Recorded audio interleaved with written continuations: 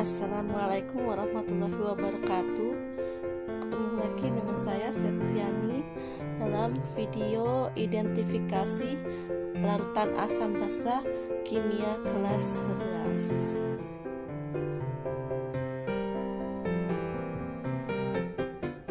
11. Identifikasi asam dan basa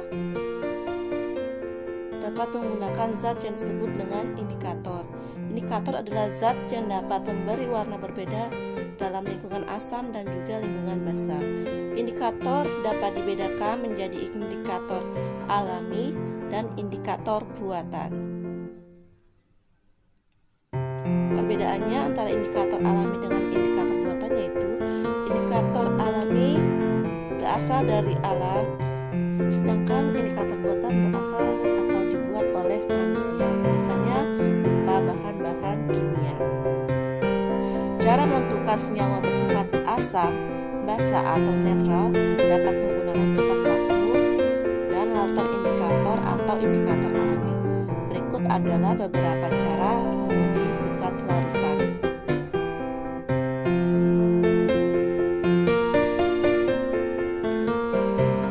Warna kertas lakmus dalam larutan asam, larutan basa, dan larutan bersifat netral itu berbeda. Ada dua macam kertas lakmus, yaitu kertas lakmus merah dan kertas lakmus biru. Sifat dari masing-masing kertas lakmus tersebut adalah sebagai berikut. Untuk kertas lakmus merah, dalam larutan asam berwarna merah dan dalam larutan basa berwarna biru. Sedangkan untuk kertas lakmus biru, dalam larutan asam berwarna merah dan dalam larutan basa berwarna biru. Lakmus merah maupun lakmus biru tidak akan berubah warna jika dalam larutan garam atau larutan netral. Nah, ini merupakan gambar dari kertas lakmus merah maupun kertas lakmus biru.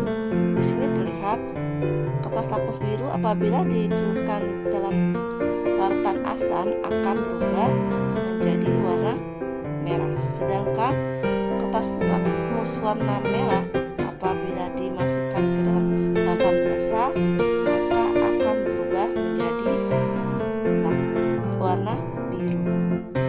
Dari gambar terlihat larutan yang bersifat asam merupakan larutan HCl atau asam klorida, sedangkan larutan bersifat basa merupakan larutan NaOH. Identifikasi larutan asam, basa, dan netral menggunakan indikator alami, yaitu bisa menggunakan kunyit, bunga sepatu, bunga mawar, dan sebagainya.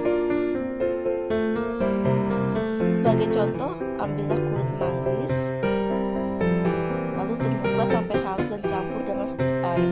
Warna kulit manggis adalah ungu dalam keadaan netral.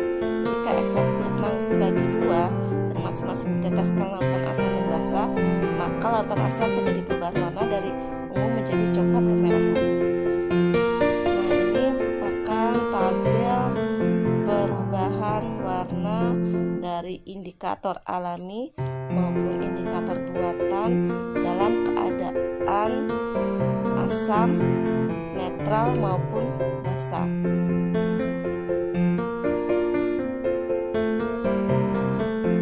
pH suatu larutan. pH merupakan suatu parameter yang digunakan untuk menyatakan tingkat keasaman suatu larutan. Larutan asam memiliki pH kurang dari 7. Larutan basa memiliki pH lebih dari 7. Sedangkan larutan netral memiliki pH sama dengan 7. Nah, gambar ini merupakan alat atau bahan yang digunakan untuk mengukur derajat keasaman atau pH dari suatu larutan. Apakah pH-nya bisa berupa asam, netral, ataupun basa. Ini merupakan indikator universal di mana sini bisa terlihat warna-warna dari pH suatu larutan. Untuk larutan asam yaitu rasanya dari 4, 5, 6, netral itu pH 7, dengan basa pH-nya 8, 9, dan 10.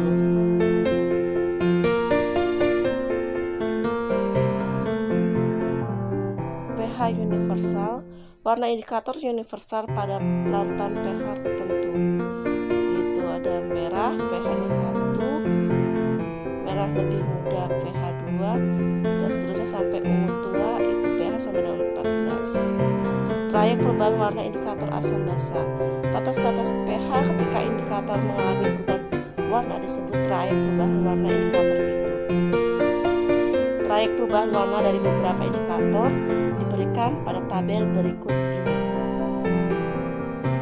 Nah, dari tabel kita bisa lihat ada 42 indikator dengan trayek perubahan warnanya masing-masing.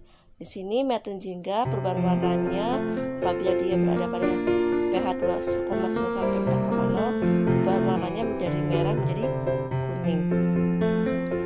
Trayek pH indikator asam basa, contohnya untuk larutan X diuji dengan 3 indikator berikut, yaitu indikator merah Jingga, phenolphthalein atau PP, dan bromid timol biru atau BB. Perubahan warnanya kuning, tidak berwarna hijau. Kesimpulannya, pH lebih besar dari 6,3 untuk MM, pH kurang dari 8,3 itu untuk PP, dan BB itu pH-nya 6,0 sampai 7,6.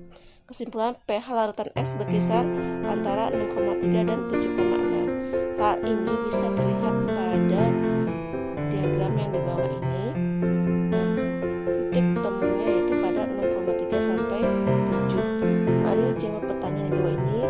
Suatu hasil analisa dinyatakan sebagai berikut. Ini ada tabel-tabel. Maka yang merupakan suatu asam. Asam itu apabila pH-nya antara 1 sampai dengan 6. Jadi jawabannya bisa kalian cari sendiri.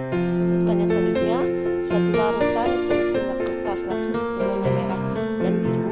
Setelah dicelupkan pada kertas lakmus warna merah, warnanya tetap merah, sedangkan lakmus biru menjadi warna biru.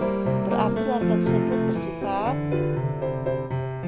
Pertanyaan selanjutnya, suatu indikator memberi warna kuning pada air aki. Indikator ini akan berwarna kuning jika diberikan ke dalam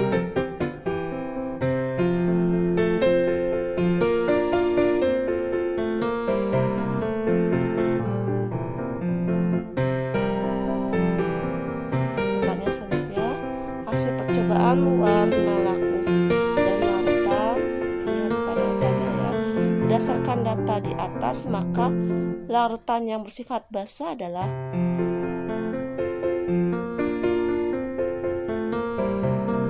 pertanyaan selanjutnya. Data hasil pengujian larutan dengan kertas lakmus merah dan biru.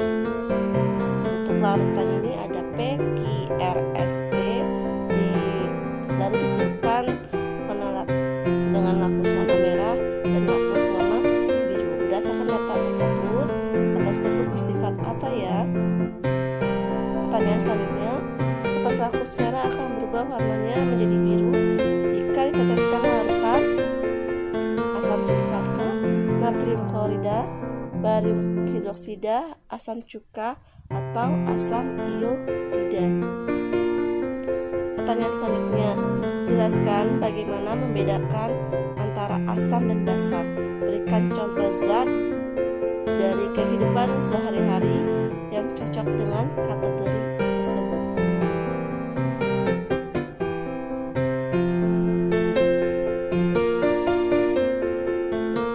Pertanyaan selanjutnya, dari pernyataan berikut yang bukan bersifat larutan asam adalah: apakah dia mengandung ion hidrogen, mengubah kertas lakmus merah menjadi biru, apakah menghantarkan listrik, atau rasanya masam, atau dapat bereaksi dengan asam.